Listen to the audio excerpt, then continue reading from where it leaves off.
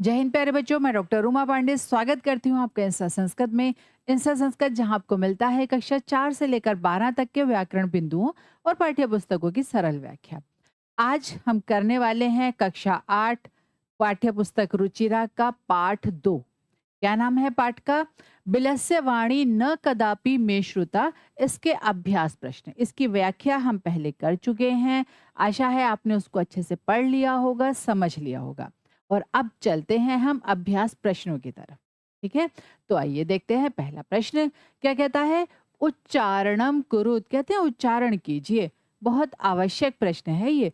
कभी ऐसा होता है कई बार कि ना बच्चे क्या करते हैं, जब कठिन शब्द सामने आते हैं तो बस कोशिश करते हैं वो जल्दी से गुजर जाए, उसको पढ़ना ना पड़े। लेकिन यदि आप कठिन शब्दों का उच्चारण करते हैं तो पहली बात, सबसे पहला काम क्या होता है, उनका डर आपके मन से निकल जाता है कि ये तो मुश्किल है। और दूसरा क्या होता है, जब आप कठिन शब्दों का उच्चारण करते हैं तो आपकी वाणी की शुद्धता बढ़ती है, आपके उच्चारण की शुद्धता बढ़ती है। तो हो सकता है शुरू में एक दो बार आपको परेशानी हो सकता है एक दो बार अच्छे से उच्चारण ना हो पाए, कुछ गलतियां रह जाएं, कुछ कमी रह जाए। लेकिन गलतियों से या कमियों से डर कर क्या होता है, काम करना नहीं छोड़ते, तो आगे बढ़ना नहीं छोड़ते, है ना। तो इसलिए क्या करेंगे, इनका बहुत ध्यान से, बहुत अच्छे से, शुद्धता के साथ प्रयास करके इनका उच्चारण करेंगे। ठीक है, पहला शब्द है कस्मिंश्चित। क्या है? कस्मिंश्चित। दूसरा विचिन्त्य। फिर साध्विदम, साधु धन इदम, संधि है यहाँ पर, यण संधि। शुद्धार्थ, एतत् श्रुत्वा, है ना। और फिर क्या है, भय संत्रस्त मनसाम। देखिए, कहने के लिए ये बहुत बड़ा शब्द है, लेकिन अगर इस शब्द को ध्यान से देखें तो यहाँ पर दो तीन शब्द मिले हुए हैं। क्या? भय, संत्रस्त और मनसाम, ये तीन शब्द मिले हुए हैं। ठीक है, इनको इकट्ठा मिलाकर बोल लेंगे, भय संत्रस्त मनसाम। फिर क्या है, सिंह पद पद्धति ही। फिर समावाहनम और प्रतिध्वनि ही। ना तो सरल है। ठीक है, और अब चलते हैं अगले प्रश्न की तरफ। अगला प्रश्न क्या कहता है, एक पदेन उत्तरम लिखत, अर्थात एक पद में उत्तर लिखिए।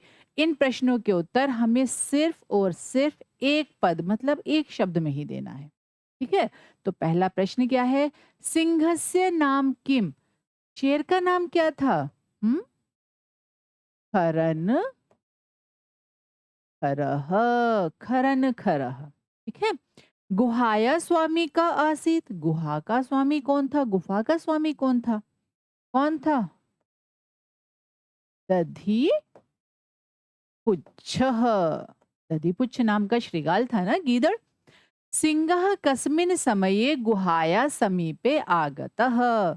कस्मिन समये, शेर किस समय गुफा के समीप आया था?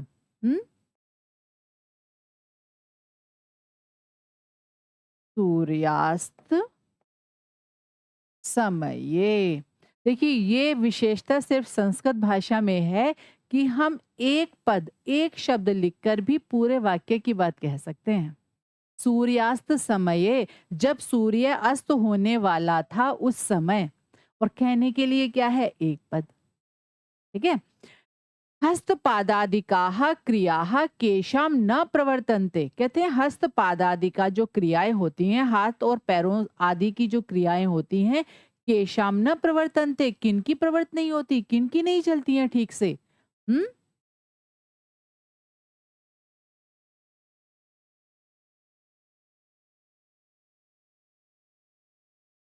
भय संत्रस्त मनसाम, जिनके मन में भय होता है, जो मन से डरे हुए होते हैं। गुहा केन प्रतिध्वनिता, गुहा ने, मतलब जो गुफा थी वहां पर किसकी प्रतिध्वनि हुई?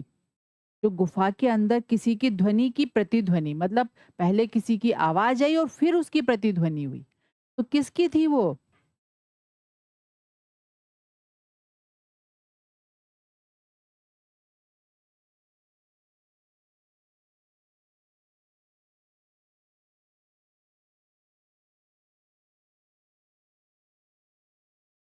सिंहोच्च गर्जन प्रतिध्वनि ना, जो शेर की ऊंची गर्जना थी उसकी प्रतिध्वनि से, है ना। जब शेर बहुत जोर से वहां पर बोला किस लिए बोला? गीदड़ का स्वागत करने के लिए। तो उसकी जो प्रतिध्वनि थी, उससे क्या हुआ, और जीव भी डर गए थे जो वहां वन में रहते थे। अब आता है पूर्ण वाक्य उत्तरत, पूरे वाक्य में उत्तर दीजिए। चलिए अब यहाँ पर हमें क्या करना है, पूरे वाक्य में उत्तर देना है। खरन खरह कुत्र प्रतिवसति स्म, खरन खरह जो था वो कहाँ रहता था? हम्म, तो खरन खरह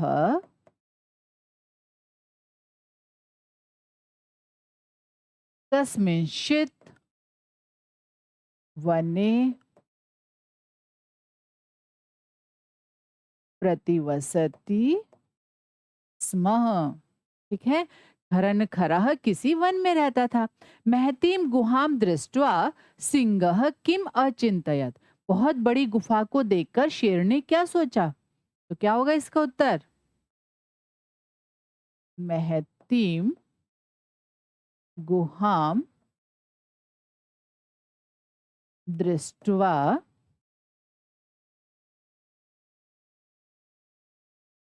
सिंह अचिंतयत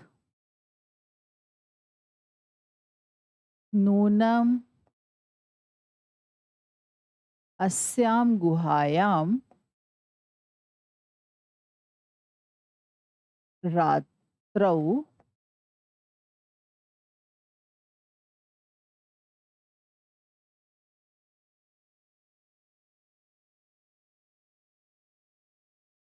कोऽपि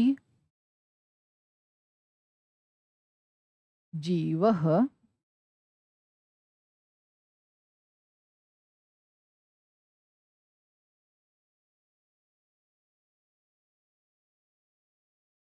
आगच्छति। अतः अत्रैव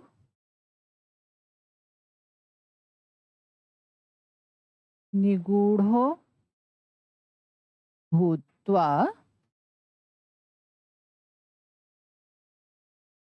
तिष्ठामि इति। तो क्या सोचा उसने? शेर ने सोचा निश्चित ही इस गुफा में रात्रि में कोई जीव आता होगा। इतनी बड़ी गुफा है, कोई ना कोई तो यहाँ सोने आएगा ही। अतः अत्रैव निगूढ़ो भूत्वा तिष्ठामि, इसलिए मैं क्या करूं, यहीं पर छिप कर बैठ जाता हूँ। कोई आएगा और मैं उसको खा लूंगा। श्रीगालः किम अचिंतयत, श्रीगाल ने क्या सोचा? तो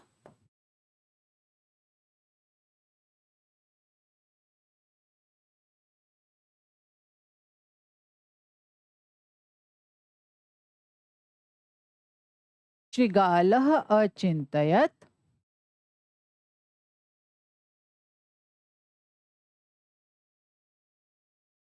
अहो, जब उस श्रृगाल ने शेर के पैरों के निशानों को देखा तो उसके मन में क्या विचार आया? उसने सोचा अहो विनिष्टो अस्मि, अरे मैं तो नष्ट हो गया। हम्म,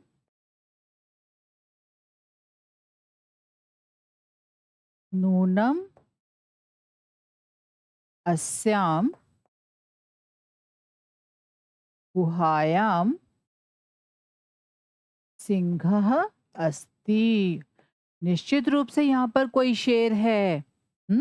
और तस्य परीक्षणम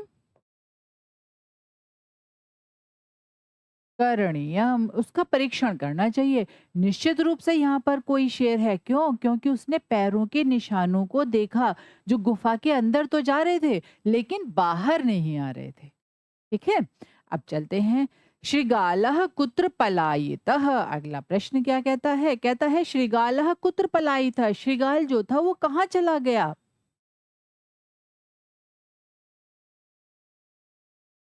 श्रृगालः दूरम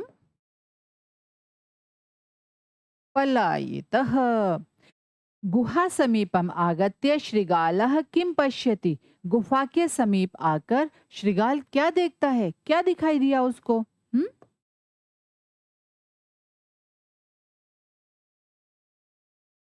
समीपम आगत्य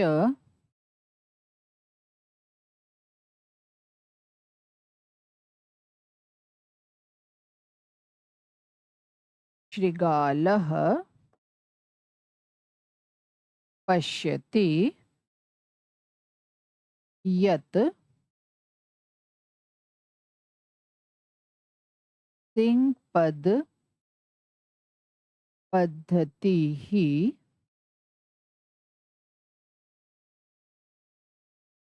गुहायां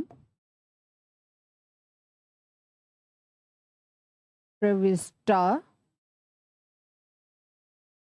दृश्यते न च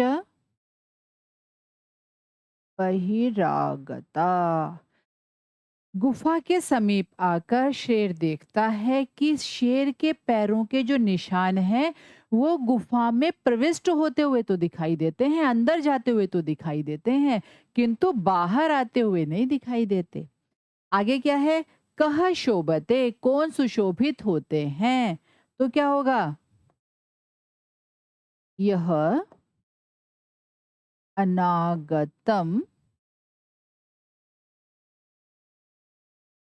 कुरुते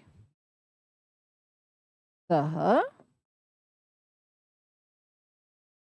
शोभते। जो समस्या के आने से पहले ही उसका उपाय सोच लेते हैं वे लोग ही सुशोभित होते हैं। ठीक है, और अब चलते हैं आगे। कहते हैं रेखांकित पदानी आधृत्य प्रश्न निर्माणम कुरुत। कहते हैं रेखांकित पदों को आधार बनाकर प्रश्न निर्माण कीजिए।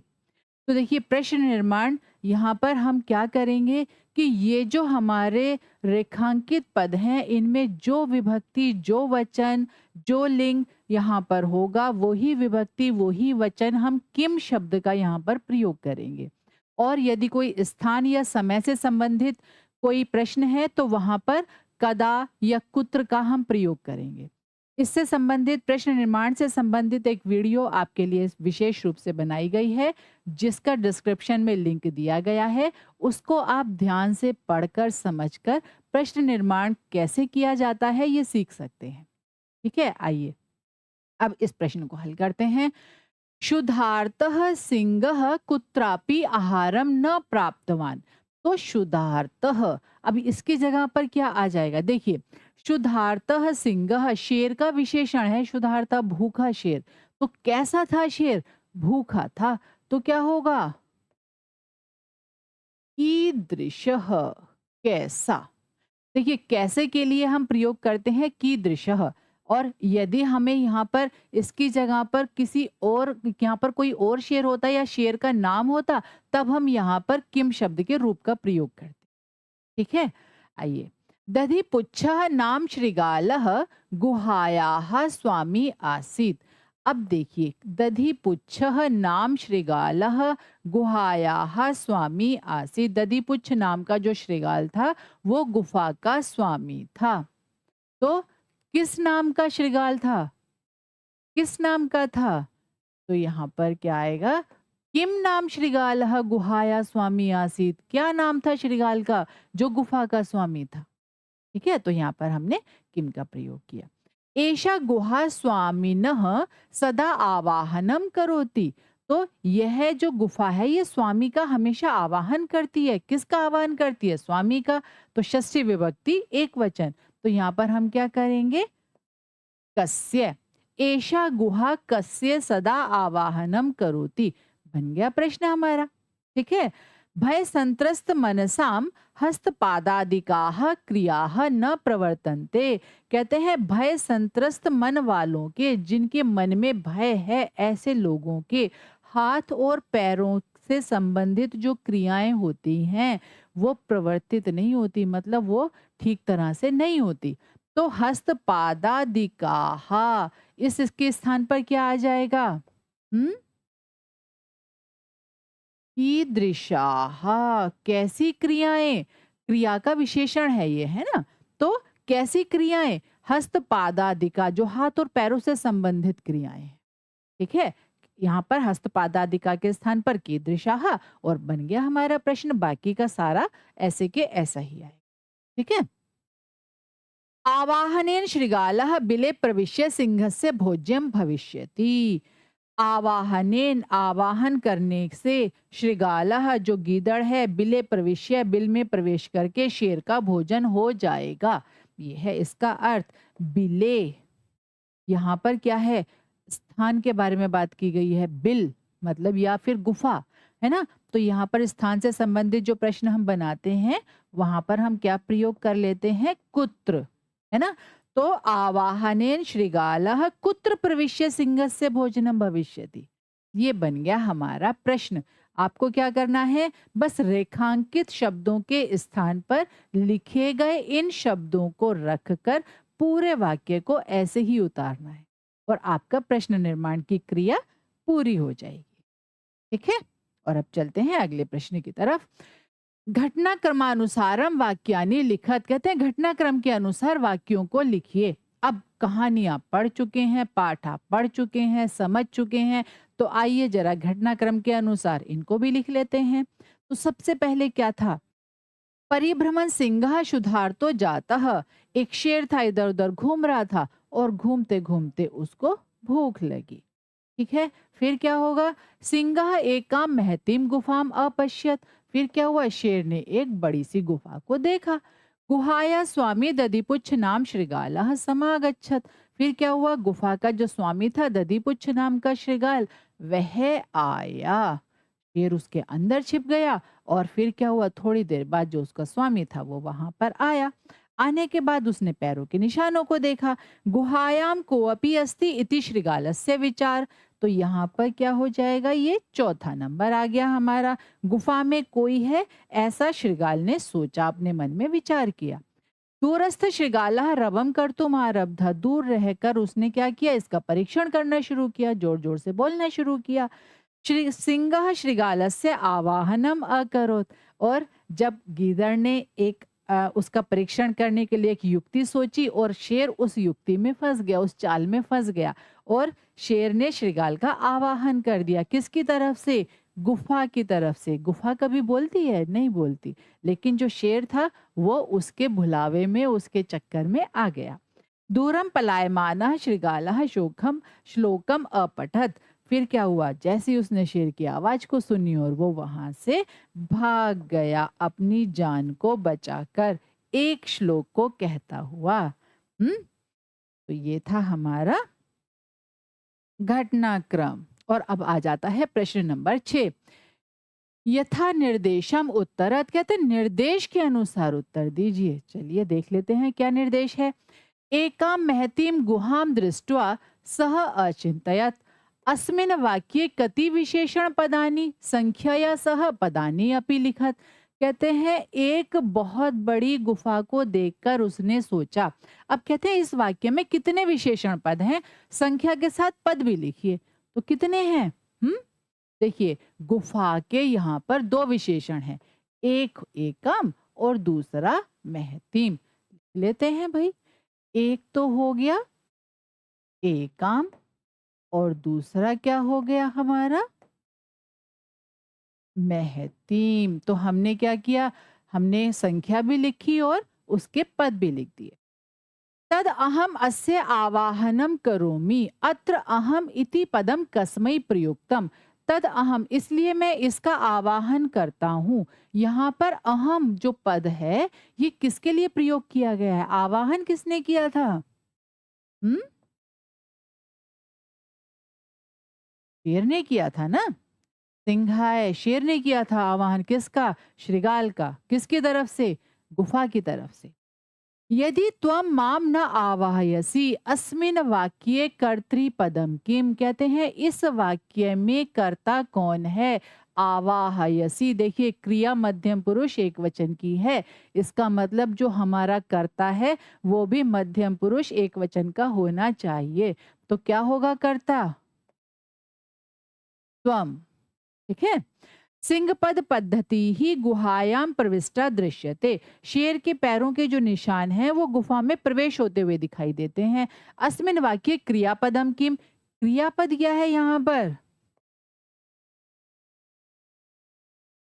दृश्यते। ठीक है।